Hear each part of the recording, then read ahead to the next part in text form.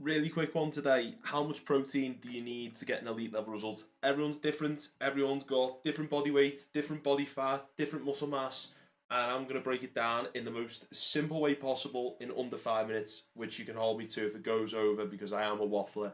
So, topics: the best types of protein for muscle growth, how much you really need to eat a day, and also how to maximize it for muscle growth.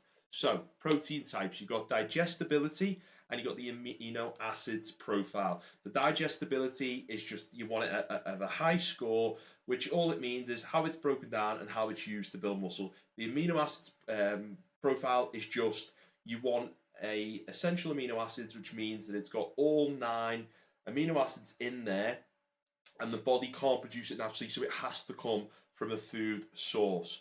Now, dead simple way to look at this. I'm not telling you anything you don't know here, but digestibility versus the essential amino content, we want both as high as possible. So if I move this out the way, we look at wheat here and we look at that, the protein is slightly down in terms of its amino acid complex.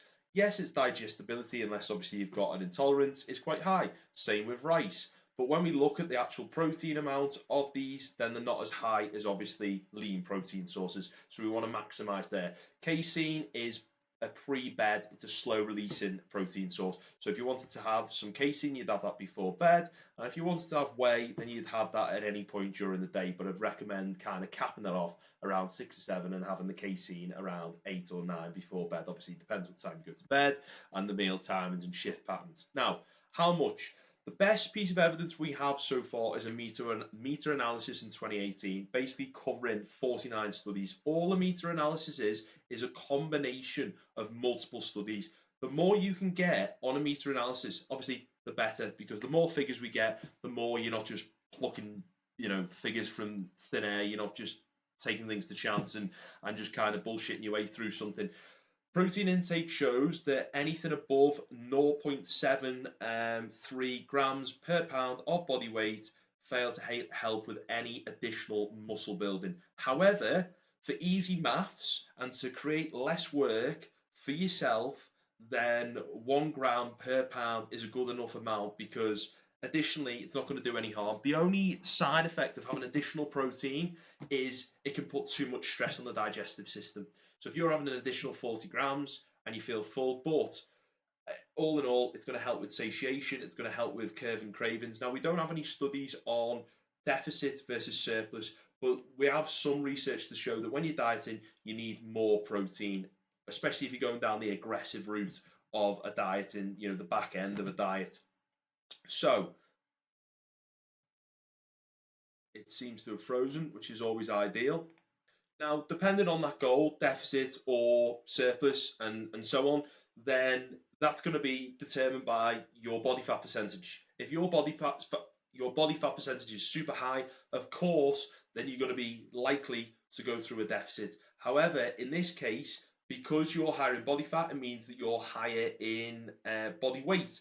And if you're, say, 20 kilos, then that's going to be about 250, 260 pounds of weight. And that means if you've gone from 130 grams of protein to then 260, you're going to be on your arse, you're going to struggle getting it in, and it's going to hinder digestion and talk about the side effects. So this sliding scale that was put together by Jeff Nippard and developed in 2019 is a really good tool to use, because obviously the lower the body fat, then it means that obviously the lower the weight and things and so on and so forth. So you'd have the 1 gram per pound, and then you would look at obviously your own body weight, your own specific deficit, and you'd also look at how much protein you're having at this moment in time. So plan of action, work out your calories. If you don't know how to work out your calories, then click on the link in my bio and grab the transformation guide.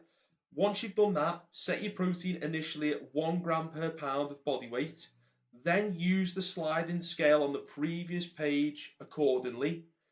And that's obviously, the dependent, and also look at how much protein you're having at this moment in time and almost find the medium of 1 gram per pound, the sliding scale, and how much you're currently having. And then be consistent, spread their meals over, if you're having 160 grams, then spread it over, so 40 grams in each of the 4 meals that you have in each day. Have 3 solid meals and then maybe a shake with some oats and some berries in, and that's it. Bang. Be consistent and you're going to see results. So if you want to see our results and testimonials and stuff, then they're at the top of my Instagram page there, where you can go through all of them. They all have captions. They'll all be, a lot of them will be relevant to yourself. And if you do want to book a call regarding coaching, again, head to the link, and there is 5 short questions to see how you can get an elite level result and be helped with similar to the people that have helped here. And obviously, if there isn't a time, then I'm more than approachable. Well, I'd like to think I am. So drop me a message and we'll go from there. And that is it. That should be under 5 minutes.